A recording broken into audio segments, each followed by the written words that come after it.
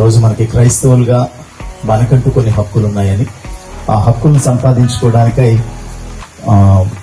రోజు భారతదేశం అంతా కూడా మన హక్కుల గురించి తెలియజేస్తూ, అంత మాత్రమే కాదు మతోన్మాదులు ఈరోజు భయానకమైన పరిస్థితులు సృష్టిస్తున్న ఈ భయంకరమైన దినాల్లో మన వరకు మనం ఏ విధంగా ముందుకు రావాలి, వాటిని ఎలా ప్రతిఘటించాలి అనే విషయాలను తెలియజేస్తూ, అలాగనే ప్రస్తుతపు రోజుల్లో భయంకరమైన తప్పుడు బోధల సిద్ధాంతాలతో క్రైస్తవ్యానికి మచ్చలు కలిగిస్తున్న సంఘటనలు, సందర్భాలు, స్వార్థం, స్వలాభంతో పెట్టరేగిపోతున్న క్రైస్తవ్యపు వ్యసనం అనేది ఎలాగో మనమే అంటించుకునే పరిస్థితులు అనమాట. అలాంటి పరిస్థితుల్లో వాటిని కూడా ఖండిస్తూ ముందుకు వెళ్తా ఉన్నాం.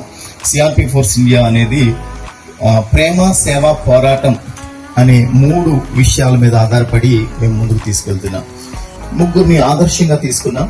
ప్రేమ, మదర్ తెరీసా ప్రేమ, విలియం కేరీ సేవ, మార్టిన్ లూథర్ యొక్క పోరాటాన్ని స్ఫూర్తిగా తీసుకొని ఈరోజు వీటిని ముందుకు తీసుకెళ్తున్నాం.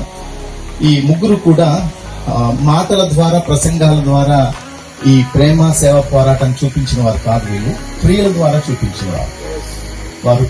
మదర్ తెరీసా చూపించిన ప్రేమ కేవలం మాటల్లో కాదు. మాటల్లో చూపించే ప్రేమలు చాలా ఉంటాయి. మాటల్లో చూపించలేదు ఆమె, చేతల్లో చూపించింది తన జీవితాన్ని సాక్రిఫైస్, సంపూర్ణంగా సమర్పణ కొరకై. సమర్పణ, ప్రేమ అనే ఆ త్యాగంతో క్రీస్తుని లోకానికి చూపించిన అద్భుతమైన, మహోన్నతమైన వ్యక్తి మదర్ తెరీసా. మనం చెప్పాల్సిన పని లేదు, ఆవిడ గురించి వివరించాల్సిన పని లేదు. ఆవిడ గురించి కోకుల్లలుగా మనకు తెలుసు. ఆమె చూపిన లోకంలో చూపించిన ప్రేమ, ఆమె చూపించిన ప్రేమ కుల, మత భేదం అనేది లేకుండా ప్రేమను చూపించిన గొప్ప వ్యక్తి మదర్ తెరీసా. ఇకపోతే విలియం కేరీ చేసిన సేవ సామాన్యమైంది కాదు.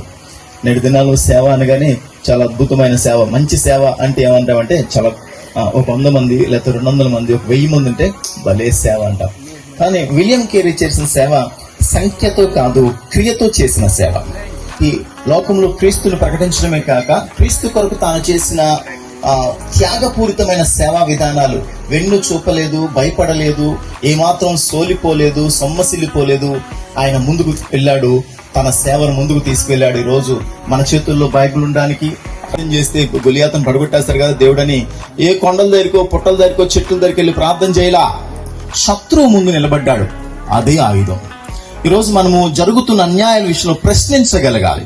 అన్యాయమైన వ్యాఖ్యలు చేస్తున్నారు, క్రీస్తుని అవమానిస్తున్నారు. అలాంటి పరిస్థితుల్లో ప్రతిఘటించాలి. ఈరోజు క్రైస్తవ్యం కొరకు నిలబడాలి. అవసరమైతే ప్రాణం పెట్టే పరిస్థితులు ఈరోజు మనకు కావాలి. కనుక క్రైస్తవ్యాన్ని బ్రతికించుకోవడానికి ప్రతి క్రైస్తవుడు ఒక సైనికునిగా ముందుకు రావాలన్నదే మా ఉద్దేశం. నాకెందుకులే అనుకుంటే క్రైస్తవ్యాన్ని ముందుకు తీసుకెళ్ళలేం. ఒకటి, ఈరోజు క్రైస్తవ్యంలో ఉన్న దౌర్భాగ్యపు స్థితి. ఇలా అంటున్నానని ఏమనుకోవద్దు, నేను ఒక సేవకుడిని. ఈరోజు క్రైస్తవ్యంలో ఉన్న పరిస్థితులు ఏంటంటే, ఏదైనా ఒక మీటింగ్కి రావాలంటే నాకేంటి అనేది అడుగుతున్నారు.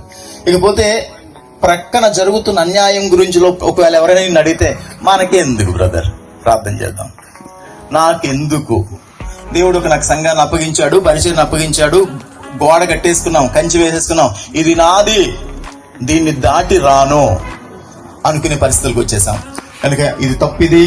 క్రైస్తవ సమాజ సంఘ పరిచర్య ఎంత ప్రాముఖ్యమైందో క్రైస్తవ సమాజ పరిరక్షణ కూడా అంతే ప్రాముఖ్యమైంది. అలాంటి ప్రాముఖ్యతను గుర్తించారు కనుకనే భక్తులైన వారు చరిత్రకెక్కారు. ఈరోజు వారందరి యొక్క చరిత్రలు చూసినా, బైబిల్ గ్రంథంలో ఉన్న వ్యక్తుల యొక్క పోరాటాలు చూసినా, ప్రతి ఒక్కరిలో పోరాటం ఉంది. మోషేలో పోరాటం ఉంది, దానియేలులో పోరాటం ఉంది, షడ్రక్ మేషక్ అబేద్నెగోలో పోరాటం ఉంది, ఏలియాలో పోరాటం ఉంది. ఎవరిని చూడడం అండి, ప్రతి ఒక్కరిలో పోరాటం ఉంది. అంతేకాదు ప్రభువైన యేసుక్రీస్తు వారు కూడా పోరాడారు, కొరడా చూపించారు. సిలువలో కూడా ఆయన పోరాటమే అది కూడా. ఈరోజు మనం కూడా పోరాడవలసిన బాధ్యత మనకుంది. మనకెందుకులే అనుకున్నామంటే భయపడ్డాము, స్వార్థంతో మనల్ని మనం కట్టుకున్నామని అర్థం.